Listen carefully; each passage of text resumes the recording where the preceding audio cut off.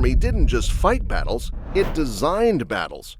With formations so disciplined, structured, and mathematically unpleasant that enemy commanders often responded with ancient variations of "Nope."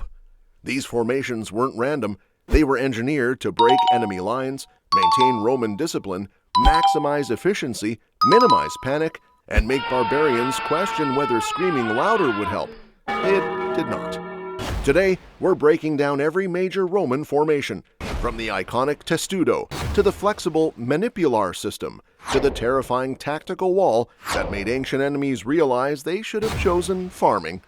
And trust me, the final formation on this list was so brutally effective that even Rome's toughest enemies called it the machine. Let's begin. Before Rome perfected its later legion formations, it used the triplex assis, a three-line deployment that was equal part tactical genius and insurance policy. Line 1, hastati, young, eager, motivated, the trial version of Roman soldiers, often used to soften the enemy or soften themselves depending on the day.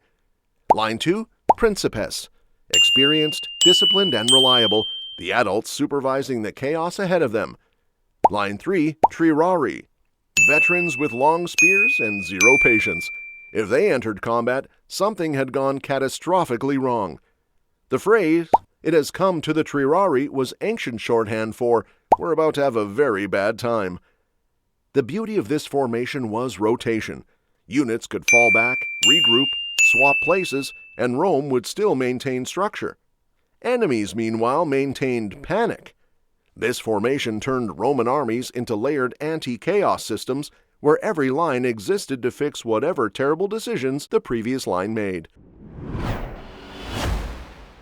The wedge formation was Rome's way of saying, "We'd like to enter your formation now, please step aside."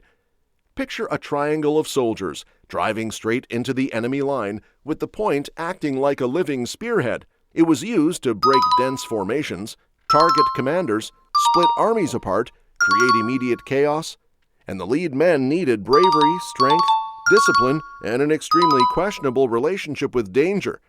Once the wedge broke through, the rest of the formation poured through like water through a cracked dam. Whenever Rome deployed the wedge, enemy morale responded with a steep and noticeable decline. The testudo. Famous, iconic, and so effective that Hollywood still hasn't recovered. Soldiers arranged their shields, front, fortress, the top, a turtle shell, the sides, impenetrable walls. Enemy archers would stare at it, fire a volley, watch the arrows bounce off harmlessly, and say something ancient but equivalent to, "What this, bro?" The testudo was perfect for siege approaches, crossing open ground, resisting missile fire, and maintaining formation under pressure. But it wasn't invincible. Moving in testudo was slow, exhausting, and destroyed your lower back more reliably than Roman taxes.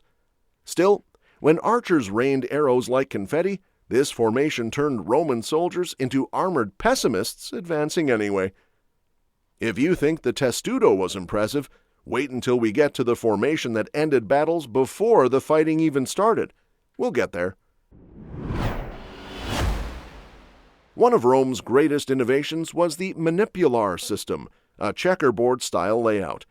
Instead of one big rigid block, the army was divided into maniples, small units spaced apart like tiles. Why?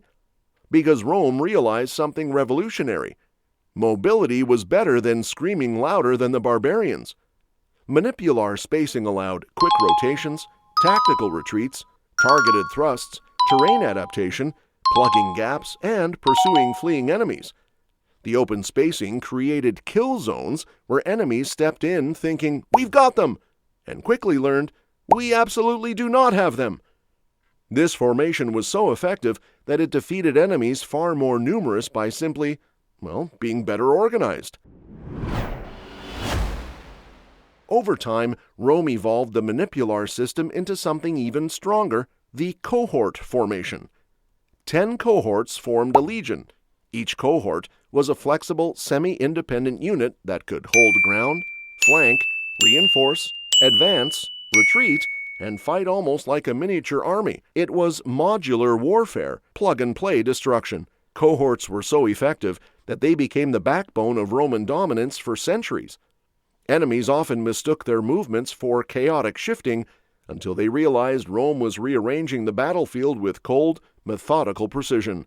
And now, the formation so brutally efficient that Rome used it to conquer empires, annihilate rebellions, and intimidate enemies before the first sword was drawn.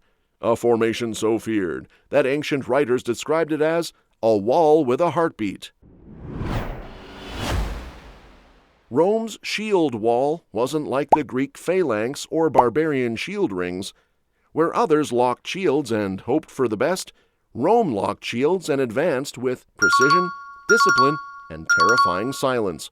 A Roman shield wall absorbed impact, delivered coordinated pushes, opened gaps for stabbing, maintained formation integrity, turned the gladius into a surgical instrument, and crushed morale as much as bone.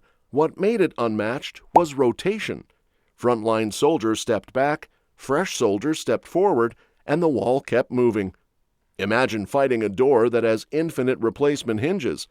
That was the Roman shield wall. It wasn't flashy, it wasn't cinematic, it was just inevitable. And for enemy armies, there is nothing more demoralizing than inevitability. And that's every major Roman formation, from flexible maniples, to armored turtles, to tactical wedges, to the unstoppable shield wall that turned empires into regrets. Rome didn't win battles by accident. It won them through discipline, geometry, and the collective willpower of thousands of men who absolutely refused to break formation. If you enjoyed this breakdown, subscribe to our channel and tell us which Roman formation you trust to survive a battle you're helplessly underqualified for.